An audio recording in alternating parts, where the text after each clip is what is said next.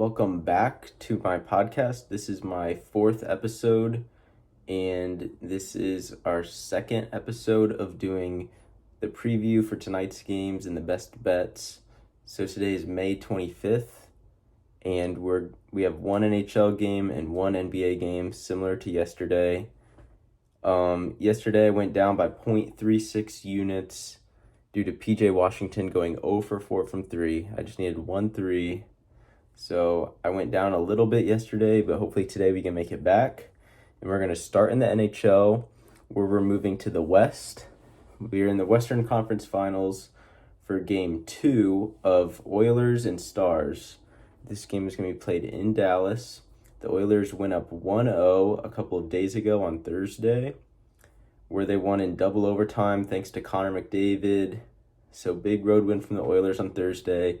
The Stars are kind of not necessarily in a must-win situation here because they are a good road team, but the Stars would really like to have this game. Rupe Hintz is a game-time decision. I said in the preview that I was doing in my first ever episode yesterday morning that Rupe Hintz would be a huge piece for Game 2. They need him to come back. It's going to improve their power play, improve their offense as a whole, because they did go 0 for 5 on their power play on Thursday. So I like the Stars if Hintz plays, but since we probably won't know until about 30 minutes before game time, I'm going to stay away from touching the over-under. I'm going to stay away from touching money line or spreads, and we're going to do a few player props here. So the Oilers only saw one power play last game. They did get 4 shots on it, which was solid, but they did not end up scoring. They went 0 for 1.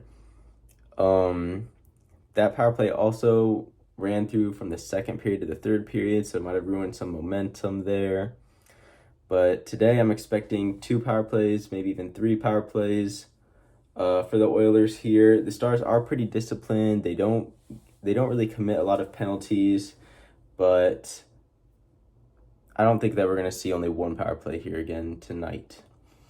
So the Oilers in the regular season were top 4 in the power play, but they are second. They're fourth in the regular season, but they are second in the playoffs. And they've scored power play goals on solid teams like the Kings and the Canucks. They went 9 for 20 on their power play against the Kings, who had the second best power play in the second best penalty kill in the regular season. So very impressive there. And then the Canucks, who have a decent penalty kill, they held the Preds in the first round at 2 for 22. So the Canucks penalty kill was playing very well, but the Oilers ended up scoring well on them. And now they're going to face Stars, who have the 11th best penalty kill in the league for the regular season. So not a great penalty kill for the Stars, but solid. In the regular season, like I said, the Oilers were 4th in power play. They were at 26%, but in the playoffs, they've upped it to a whopping 37% power play. Only team that was better was the Avalanche, or the only team that is better as of right now is the Avalanche by about a percentage or 2. So the bets that I'm going to be placing are over 0.5 power play points for Connor McDavid. I'll put 1 unit on that at minus 110. And then Leon Draisaitl, I'll put 1 unit on that at plus 105. And then we got Ryan Nugent-Hopkins. I'll put a half a unit on that. That's plus 195. He's actually been pretty well in this power play. He's been, I didn't write it down, but I think he has 7 power play points this playoffs. And that's in, I want to say 13 games. So 7 power play points in 13 games for Ryan Nugent-Hopkins. So I like all those guys to score in the power play. Hopefully I can cash at least 2 of those. But on the other hand, I have kind of a random anytime goal scorer here. We have Dylan Holloway. He's playing on the second line with Leon Draisaitl and Evander Kane. He's plus 500 to score a goal at any point in the game, and I'm going to be playing a half a unit on that. He's had 9 shots in the last 4 games. He's had a goal in Game 6 of the Canucks series, so not too long ago. He's had 3 goals overall this playoffs. He is very young. It's his first real playoff run. He's only 22 years old. He's got fresh legs because he played less than 20 minutes in that double overtime game, which is huge, very important there. So I think that he should be seeing a good amount of playing time here tonight. Again, he's on a pretty stacked line, so plus 500. I feel like that's very good value, especially because he's putting up the shots. So we got a nice young guy. I think he can get it done. On the other hand, we can do a parlay with a Holloway first goal, which was plus 2,000. And then I can combine that with Oilers money line to get plus 5,000. Sprinkle a little quarter of a unit there, 0.25.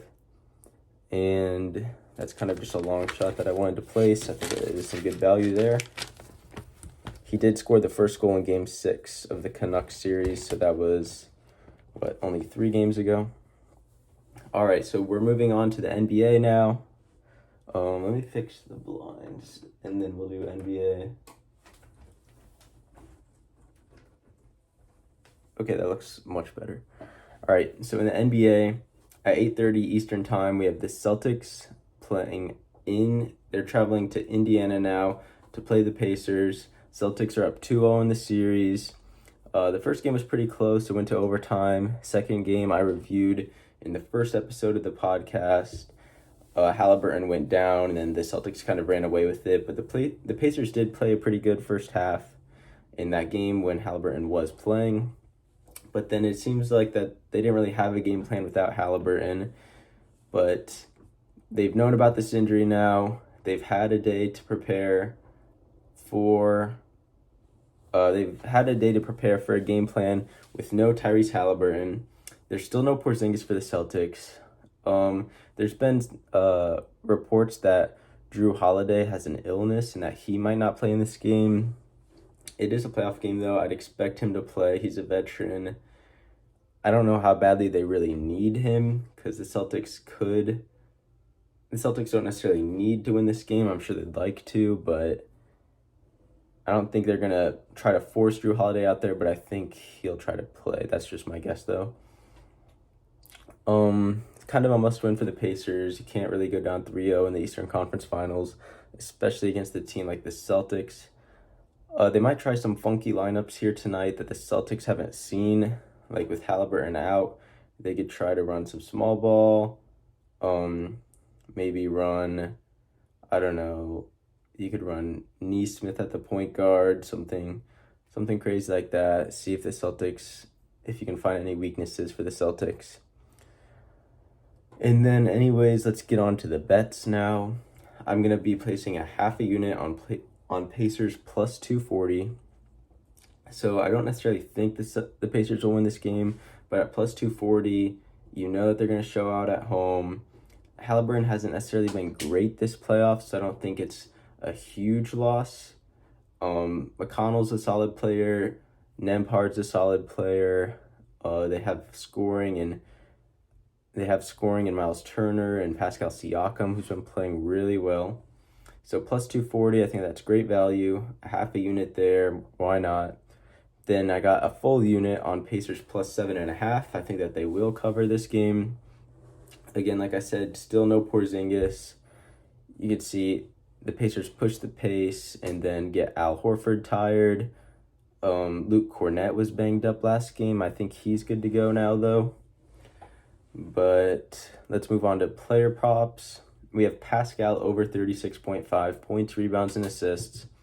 His jump shot's been very well recently. He's been shooting efficiently, I think, at home with no Halliburton taking any shots. He's going to have to take at least 22 shots tonight. So I have over 36.5 PRA. I'll have a full unit on that at minus 115. Then we have Andrew Nembhard over 6.5 assists. I have a full unit on that at plus money. That's plus 105. So for Nembhard, we saw 7 assists from him in game 1, and that was in that overtime loss. So he did see 35 minutes. But then in game 2, he only saw 26 minutes, He still had 5 assists, so that's pretty good. And in the last 2 games against the Knicks, he had 6 in each of those. So in the last 4 games, he's averaging 6 assists, and I can get plus money on him to go over 6.5 with no Tyrese Halliburton. So I think Nembhard will be handling the ball a lot more. He should be seeing, 35, 36 minutes tonight, and I think that he could get 7 assists plus 105. That's great value. And then we're going to move on to some kind of parlays. They're just 2-leggers here, and they're same game parlays. So we got Aaron Nesmith, 20 plus points and 3 plus threes. We got some alt lines here. That's plus 600. So Nesmith is playing against his former team. He likes to shoot the 3 ball, and if he gets going at home, I think he could drop 20 plus 600, good value. I'm going to be putting a quarter of a unit on that at 0.25 units plus 600.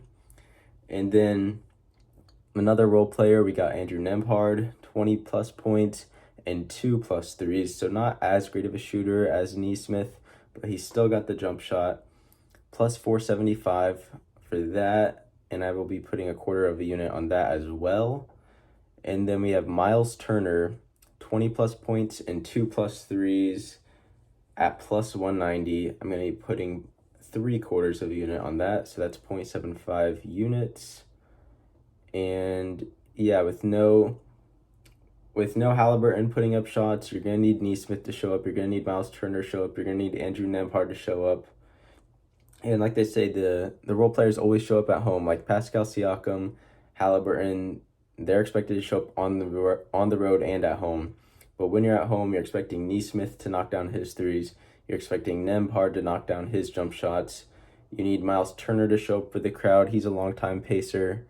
So I'm expecting at least one of those guys to drop 20. I don't think all of them will.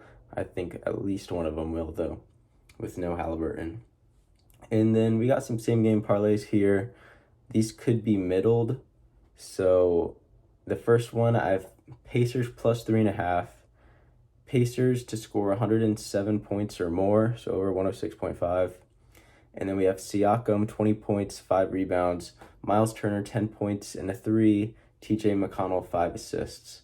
So that's plus 475. I thought that sounded like really good value. I put a half a unit on that. So it's kind of just saying you need Siakam to show up. You need Miles Turner to just do his job, and you just need TJ McConnell to do his job to cover 3.5. So half a unit on that. And then this is where the middling can come into play, because I got a plus 300 same game parlay, also with half a unit on Celtics money line. The over 215.5 for the total game. Jason Tatum to drop 20 points and 1 3. Derek White to drop 10 points and 1 3. Drew Holiday to drop 10 points and 1 3. And then Miles Turner to drop 10 or more points. So that's kind of where the over comes into play. So if the Celtics win by 1 to 3 points, potentially both of these parlays could hit. If Drew Holiday does get ruled out, though, due to illness, I'm going to be scratching that last bet. It's not going to count towards anything. It'll just be void because he is in that parlay. So that's all I have for today. Only 2 games. Kind of underwhelming. I didn't really have too many plays. I didn't really love any of the 4 teams today, but possibly tomorrow we could get something. We could get a bigger unit play with Mavs, Timberwolves, or Rangers and Panthers. So thank you guys for checking out the 4th episode of the podcast. Let me know if you guys have any recommendations for me, and I will be getting to you guys with some college football content very soon. And goodbye.